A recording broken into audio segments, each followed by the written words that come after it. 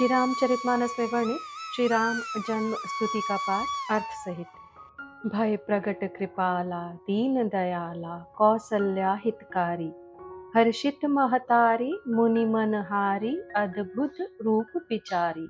लोचन अभिरामा तनु घन श्यामा निज आयुध भुजचारी, भूषण बनमाला नयन विशाला शोभा सिंधु करारी। इसका अर्थ है कि दीनों पर दया करने वाले कौशल्या जी के हितकारी कृपालु प्रभु राम प्रकट हुए। मुनियों के मन को हरने वाले उनके अद्भुत रूप का विचार करके माता हर्ष से भर गई।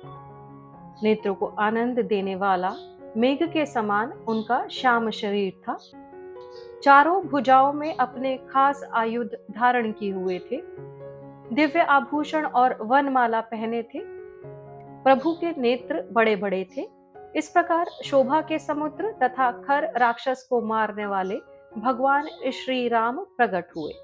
कह दुई कर जोरी अस्तुति तोरी, केहि विधि करो अनंता।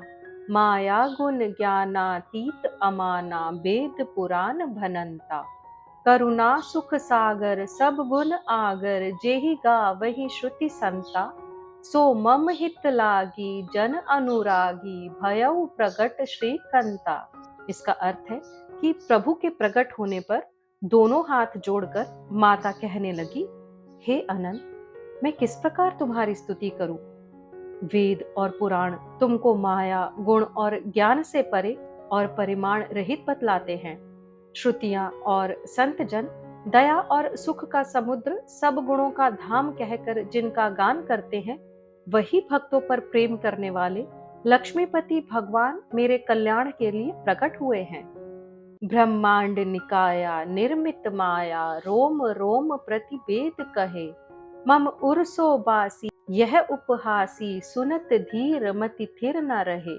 उपजा जब ज्ञाना प्रभु मुस्काना, चरित बहुत विधि कीन चहे।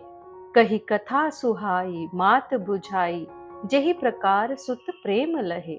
इसका अर्थ है कि वेद कहते हैं कि तुम्हारे प्रत्येक रोम में माया के रचे हुए अनेकों ब्रह्मांडों के समूह भरे हैं। तुम मेरे गर्भ में रहे।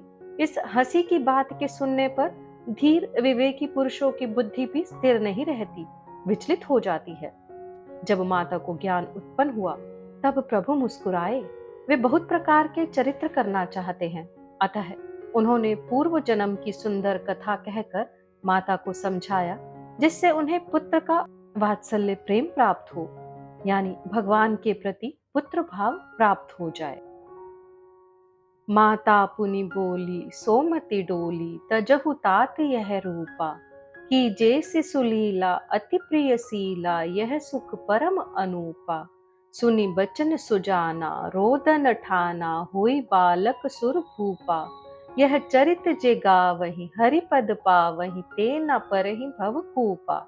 अर्थात माता की वह बुद्धि बदल गई। तब वह फिर बोली, हे तात, यह रूप छोड़कर अत्यंत प्रिय बाल लीला करो, मेरे लिए यह सुख परम अनुपम होगा। माता का यह वचन सुनकर देवताओं के स्वामी सुजान भगवान ने बालक रूप होकर रोना शुरू कर दिया।